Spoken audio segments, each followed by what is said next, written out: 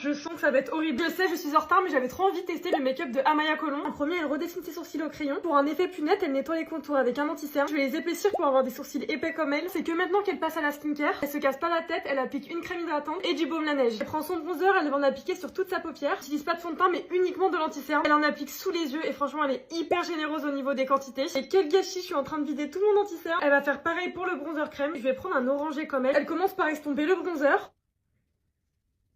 Ensuite, elle estompe l'anti-cerne. Là, normalement, l'anti-cerne et le bronzer sont censés se fondre. J'ai changé de pinceau parce que dans 3 jours, j'aurais toujours pas fini. Voilà ce que ça donne pour le moment. Je vais faire le haut du visage. Sa poudre préférée, c'est la Laura Mercier. Elle va en appliquer uniquement là où elle a mis de l'anti-cerne. Et elle explique qu'elle fait pas de baking, mais qu'elle tapote jusqu'à que la poudre disparaisse. Pour un effet bien net, elle réapplique une deuxième fois de la poudre sous les yeux. Elle reprend une poudre libre, mais cette fois-ci de la couleur de son bronzer. Je vais utiliser la Yves Saint Laurent. C'est une trop bonne idée parce qu'elle va en appliquer là où elle a mis du bronzer crème. Elle repasse avec du bronzer poudre. Sa signature, c'est le blush rose bébé. C'est nouveau de chez Kylie Cosmetics et c'est la teinte 353. Elle en met sur le menton et le front. Elle rajoute de la lighter, je vais utiliser le Too Faced. Elle a des extensions de cils pour avoir le même rendu. Je vais mettre ses bouquets de chez NYX. Je vais les coller vers le bas. Je dirais pas que j'ai fait des extensions de cils, ils sont incroyables. Elle fixe ses sourcils avec le gel Anastasia. Ses crayons lèvres préférés, c'est les Glam Eye Major. Elle utilise la teinte Wood et ensuite elle le dégrade avec un nude rosé. Elle termine par un gloss rosé. Je vais retirer le bigoudi. Voilà le résultat final. Dis-moi ce que t'en penses dans les commentaires. Perso, je trouve que ce genre de maquillage c'est parfait pour des photos, mais ça rend pas aussi bien dans la vraie vie.